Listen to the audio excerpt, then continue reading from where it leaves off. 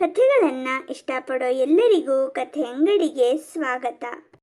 ಒಂದು ಕಾಲದಲ್ಲಿ ನೋವು ಕೊಟ್ಟ ರಂಗನಾಥ ಮತ್ತೆ ಬಂದು ಪ್ರೇಮ ನಿವೇದನೆ ಮಾಡಿಕೊಂಡಾಗ ಅನುಪಮ ಒಪ್ಕೊಂಡ್ಳು.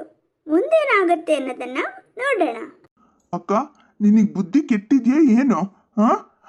ಆ ರಂಗನಾಥ ಆ ರೀತಿ ನಿನ್ನನ್ನು ನೋಯಿಸಿದಾನೆ, ಮತ್ತೆ ಅವನನ್ನ ಮದುವೆ ಆಗ್ತೀನಿ ನಿಂತಿದ್ಯಲ್ಲ, ಹಿಂಗೇನು ಹೇಳಬೇಕು? ನಿನ್ನ ಸುಮ್ಮನೆ ಇಷ್ಟ ಇಲ್ಲ ಅಂದಿದ್ರೆ ಬೇಜಾರಾಗ್ತಿರ್ಲಿಲ್ಲ. ದಪ್ಪಕ್ಕಿದ್ಯಾ ಹಾಗೆ ಹೀಗೆ ಅಂತ ಹೀಯಾಳಿಸಿ ಬೇಡ ಅಂತಂದ. ಈಗ ಅವನ್ ಸೋತಿದ್ದಾನೆ, ಅವನ ಹೆಂಡತಿಯಿಂದ ದೂರ ಆಗಿದ್ದಾನೆ, ಮಗು ನೋಡ್ಕೊಳಕ್ಕೆ ಯಾರು ಇಲ್ಲ ಅನ್ನೋ ಕಾರಣಕ್ಕೆ ನಿನ್ನನ್ನ ಮದ್ವೆ ಕೇಳ್ತಾ ಇದ್ದಾನೆ. ಹಾಗನ್ ಮಾತ್ರ ನೀನು ಒಪ್ಕೊಳ್ಳೋದು ಎಷ್ಟು ನ್ಯಾಯ ಅನುಪಮ? ಅಪ್ಪ, ಅವತ್ತು ರಂಗನಾಥ ನನ್ನನ್ನು ಬೇಡ ಅಂತ ತಿರಸ್ಕಾರ ಮಾಡಿದಾಗ ನೋವಾಗಿದ್ದು ನಿಜ. ಆದರೆ ನೀವು ಮದುವೆ ಪ್ರಸ್ತಾಪ ಮಾಡಿದಾಗಲೆಲ್ಲ ನಾನೇನಾದ್ರು ಬೇಡ ಅಂತ ಹೇಳಿದ್ನಾ? ನನಗೆ ಎಲ್ಲ ಗಂಡುಗಳು ಬಂದಾಗ ಹ್ಞೂ ಅಂದೆ. ಆದರೆ ಆ ಗಂಡುಗಳಿಗೆ ನಾನೇ ಇಷ್ಟ ಆಗಿಲ್ಲ.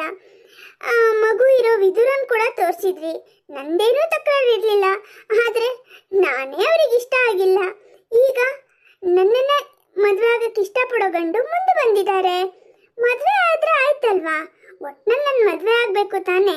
ಇದೇ ತಾನೇ ನಿಮ್ಮ ಆಸೆ? ಹಾಗಿದ್ದಾಗ ಬೇಡ ಅಂತ ಹೇಳೋದು ಸರಿನಾ ಅಪ್ಪ? ಅದೇನೋ ಗಾದೆ ಹೇಳ್ತಾರಲ್ಲ, ಎಣ್ಣೆ ಬಂದಾಗ ಕಣ್ಣು ಮುಚ್ಕೊಂಡ್ರು ಅಂತ. ಹಾಗಾಗತ್ತಲ್ವಾ? ನಾಳೆ ರಂಗನಾಥ ಇನ್ಯಾರನ್ನೋ ಮದುವೆ ಆದರೆ ಈ ಕಡೆ ಇದು ಇಲ್ಲ ಅದು ಇಲ್ಲ ಅಂತ ಪರಿಸ್ಥಿತಿ ಯಾರಿಗೆ ಹೇಳಿ? ನನಗೆ ತಾನೇ.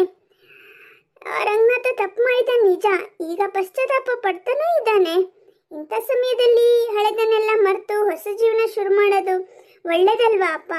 ದ್ವೇಷದಿಂದ ಯಾವ್ದಾದ್ರು ಜೀವನ ಕಟ್ಕೊಳಕ್ಕಾಗತ್ತಾ? ನೀವೇ ಹೇಳಿ. ನಿನ್ ಮಾತು ನಿಜ. ರಂಗನಾಥ ಈಗ ಮುಂಚಿನ ಥರ ಇಲ್ಲ, ತುಂಬಾ ನೊಂದಿದ್ದಾನೆ. ಹಾಗಿದ್ದಾಗ ನಿನ್ನನ್ನು ಚೆನ್ನಾಗಿ ನೋಡ್ಕೋತಾನೆ. ಅದು ಅಲ್ಲದೆ ಅವನಿಗೊಂದು ಮಗು ಇದೆಯಲ್ಲ, ಹಾಗಾಗಿ ಅವನು ನಿನ್ನನ್ನು ಬಿಟ್ಬಿಡಲ್ಲ, ಪ್ರೀತಿಯಿಂದ ನೋಡ್ಕೋತಾನೆ. ಆದರೆ ಅವನು ಮಗುವಿನ ತಾಯಿಯಾಗಿ ನಿನ್ನ ಮದುವೆ ಆಗಿದ್ರೆ ಅಂದರೆ ನನ್ನ ಅರ್ಥ ಏನು ಅಂದರೆ, ಮುಂದೆ ನೀನು ಹಿಂಗೆ ಹೇಳೋದಪ್ಪ. ಹಾಂ ಅರ್ಥ ಆಯ್ತಪ್ಪ. ನಾನು ಮಗು ಹೆರಕ್ಕಾಗಲ್ಲ ಅಂತ ತಾನೆ? ಮದುವೆ ಆದಮೇಲೆ ಮಕ್ಕಳು ಸಂಸಾರ ಇದೆಲ್ಲ ಇದ್ದಿದ್ದೆ ಅಲ್ವಾ? ಎಲ್ಲದು ನಿಧಾನಕ್ಕಾಗತ್ತೆ, ತಾಳ್ಮೆ ಇರಬೇಕು ಅಷ್ಟೇ. ನಾನು ಸುಖವಾಗಿ ನನ್ನ ಗಂಡ ಮಗು ಜೊತೆಗೆ, ಮುಂದೆ ಹುಟ್ಟೋ ಮಗು ಜೊತೆಗೆ ಸುಖವಾಗಿ ಇರ್ತೀನಪ್ಪ. ಅಕ್ಕ, ನೀನಿಷ್ಟು ಹೇಳಿದ್ಮೇಲೆ ನಿನಗಿಷ್ಟು ಭರವಸೆ ಇದೆ ಅನ್ನೋದಾದರೆ ಮದುವೆಗೆ ನಾವು ತಕರಾರು ಮಾಡೋದು ಸರಿಯಲ್ಲ ಅಂತ ಅನಿಸುತ್ತೆ.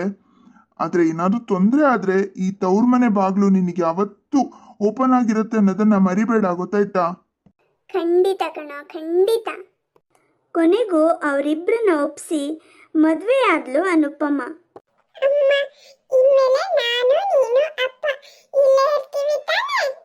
ಹೌದು ಬಂಗಾರಿ, ನಾವು 3 ಜನ ಇಲ್ಲೇ ಇರ್ತೀವಿ.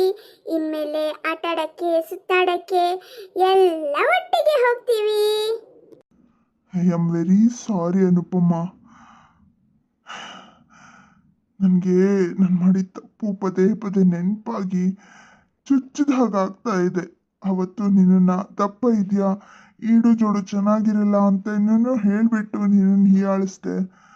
ಆದರೆ ಇವತ್ತು ನೀನು ನನ್ನ ಮನೆ ಮಹಾಲಕ್ಷ್ಮಿ ಆಗಿದ್ಯಾ. ರೂಪಕ್ಕಿಂತ ಗುಣ ಮುಖ್ಯ. ಮಗು ಮುಂದೆ ಇದೆಲ್ಲ ಮಾತಾಡ್ಬೇಕಾ ರಂಗನಾಥ್? ಆಗಿದ್ದಾಗೋಯ್ತು. ಈಗ ನಾನು ನಿಮ್ಮ ಹೆಂಡತಿ ತಾನೆ? ಇನ್ಮೇಲೆ ನಾವೆಲ್ಲರೂ ಖುಷಿಯಾಗಿರ್ತೀವಿ. ನಮ್ಮಿಬ್ರು ಗಮನ ಏನಿದ್ರು ನಮ್ಮ ಸನ್ನಿಧಿನ ನೋಡ್ಕೊಳ್ಳೋದು. ಆಯ್ತು ಆಯ್ತು ಅನುಪಮ, ನಿನ್ನ ಪಡೆಯೋಕ್ಕೆ ನಾನು ತುಂಬ ಪುಣ್ಯ ಮಾಡಿದ್ದೀನಿ. ಇಲ್ಲ, ಇನ್ನು ನಾನು ಇದ್ರ ಬಗ್ಗೆ ಏನೂ ಹೇಳಲ್ಲ. ಇನ್ನು ಯಾವತ್ತು ನಿನ್ನ ಕಣ್ಣಲ್ಲಿ ಒಂದು ಹನಿ ನೀರು ಬರದೇ ಇರೋ ಹಾಗೆ ನೋಡ್ಕೋತೀನಿ. ನೀನು ಸನ್ನಿಧಿ ಇಬ್ರು ನನ್ನ 2 ಕಣ್ಣಿದ್ದ ಹಾಗೆ.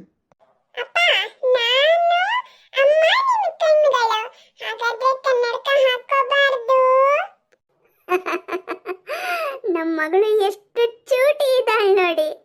ಹೀಗೆ ಒಂದಷ್ಟು ದಿನಗಳು ಉರುಳಿ ಹೋಗುತ್ತೆ. ಅಮ್ಮ 1 ನಿಮಿಷ. ಏನ್ ಪುಟ್ಟ?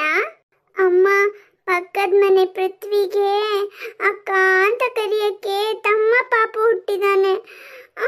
ನನಗೂ ಅಕ್ಕ ಅಂತ ಕರೆಯಕ್ಕೆ ನಮ್ಮನೇಲಿ ಒಂದು ಪಾಪು ಬೇಕು. ಹೌದಾ ಪುಟ್ಟ? ನನಗೂ ಇಷ್ಟ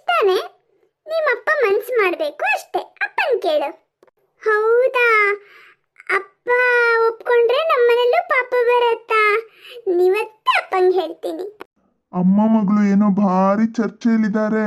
ಏನ್ ವಿಷಯ? ಅಪ್ಪ ಅಪ್ಪ, ನಮ್ಮನೆಗೂ ಒಂದು ಪಾಪು ಬೇಕು.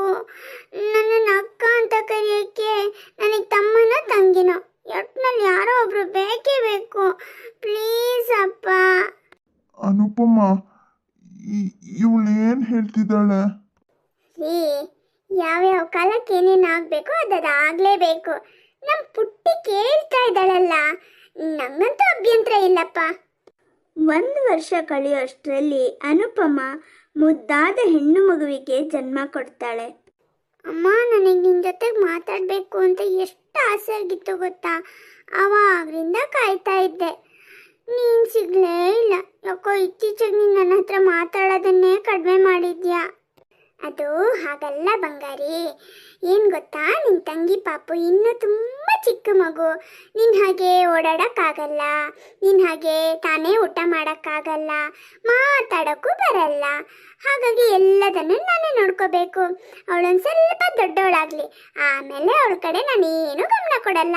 ಯಾಕಂದರೆ ಅವಳ ಪಾಡಿಗೆ ಅವಳು ಊಟ ಮಾಡ್ತಾಳೆ, ಮಲಗ್ತಾಳೆ, ಹೇಳ್ತಾಳೆ, ನಿನ್ನ ಹಾಗೆ ಸ್ಕೂಲಿಗೆ ಹೋಗ್ತಾಳಲ್ವಾ. ಅಲ್ಲಿವರೆಗೂ ಸ್ವಲ್ಪ ಸಹಿಸ್ಕೊ. ಆದರೆ ನೀನು ಯಾವತ್ತಿದ್ರೂ ನನ್ನ ಮೊದಲೇ ಮಗಳು. ನೀನೇ ನನಗೆ ಜಾಸ್ತಿ ಮುದ್ದು, ಆಯ್ತಾ? ಯಾರೇನು ಹೇಳಿದ್ರು ನೀನು ತಲೆ ಕೆಡಿಸ್ಕೋಬೇಡ. ನನಗೆ ನೀನು ಅಂದರೆ ತುಂಬ ಇಷ್ಟ. ನೀನೇ ತಾನೇ ನನಗೆ ಅಕ್ಕ ಅನ್ನೋದಕ್ಕೆ ಒಂದು ಪಾಪು ಬೇಕು ಅಂತ ಹಠ ಮಾಡಿದ್ದು? ಹಾಂ, ಹೌದಮ್ಮ. ಅವಳು ಯಾವಾಗ ನನ್ನನ್ನು ಅಕ್ಕ ಅಂತ ಕರಿತಾಳೋ ಅಂತ ನಾನು ಕಾಯ್ತಾ ಇದ್ದೀನಿ. ಅವಳು ಸ್ವಲ್ಪ ದೊಡ್ಡವಳಾದ್ಮೇಲೆ ನೀನು ನನ್ನ ಜೊತೆ ಜಾಸ್ತಿ ಟೈಮ್ ಸ್ಪೆಂಡ್ ಮಾಡ್ತೀಯ ಅಲ್ವಾ? ಹೌದು ಕಣೆ ಬಂಗಾರಿ, ನಾನು ಯಾವತ್ತಿದ್ರೂ ಜಾಸ್ತಿ ಪ್ರೀತಿ ಕೊಡೋದು ನಿನಗೇನೆ. ನಿನ್ನ ತಂಗಿಗೆ ಸ್ವಲ್ಪ ಪ್ರೀತಿ ಅಷ್ಟೇ. ಈಗ ನಾನು ಆಟ ಆಡ್ಕೊಳಕ್ಕೆ ಹೋಗ್ತೀನಿ. ಆಯಿತು, ಹೋಗ್ಬಾ ಕಂದ. ಅನುಪಮ, ನಿಮ್ಮನ್ನು ಮಾತಾಡ್ಸಕ್ಕೆ ಬರಬೇಕು ಅಂತ ಅಂದ್ಕೊಂಡಿದ್ದೆ, ಬರೋಕ್ಕೆ ಆಗಿಲ್ಲ ಕಣ್ರಿ. ಅಂತೂ ಇಷ್ಟು ವರ್ಷದ ಮೇಲೆ ಒಂದು ಮಗು ಆಯ್ತಲ್ಲ. ಈ ಹುಡುಗಿ ಎಷ್ಟು ದೊಡ್ಡವಳು, ಆ ಮಗು ಎಷ್ಟು ಚಿಕ್ಕದು. ಇಲ್ಲ ಶ್ಯಾಮ್ಲಾ, ಇವಳು ನೋಡೋಕಷ್ಟೇ ದೊಡ್ಡವಳು. ಇವಳಿಗೆ ಇನ್ನೂ 4 ವರ್ಷ ಅಷ್ಟೇ. ಏನು, ಇವಳಿಗೆ 4 ವರ್ಷನಾ? ಅದೇ ಅನ್ಕೋತಾ ಇದ್ದೆ.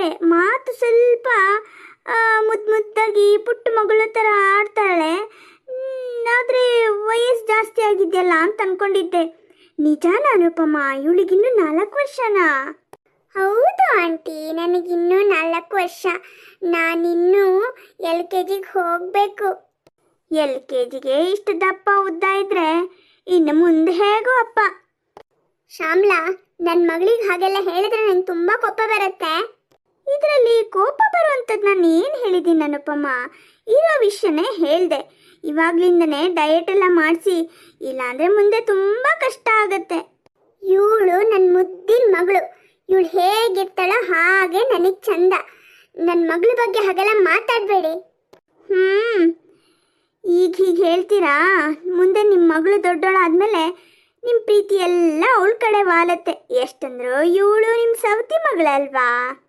ಈ ಸನ್ನಿಧಿ ಯಾವತ್ತಿದ್ರು ನನ್ನ ಮಗಳು. ನನ್ನ ಮೊದಲನೇ ಪ್ರೀತಿ ಏನಿದ್ರು ಇವಳೇನೆ. ನಾನು ಇವಳನ್ನೇ ಜಾಸ್ತಿ ಪ್ರೀತಿಸೋದು. ನೋಡಿ, ನಮ್ಮ ಅಮ್ಮ ಮಗಳ ವಿಷಯಕ್ಕೆ ಬರಬೇಡಿ ನೀವು.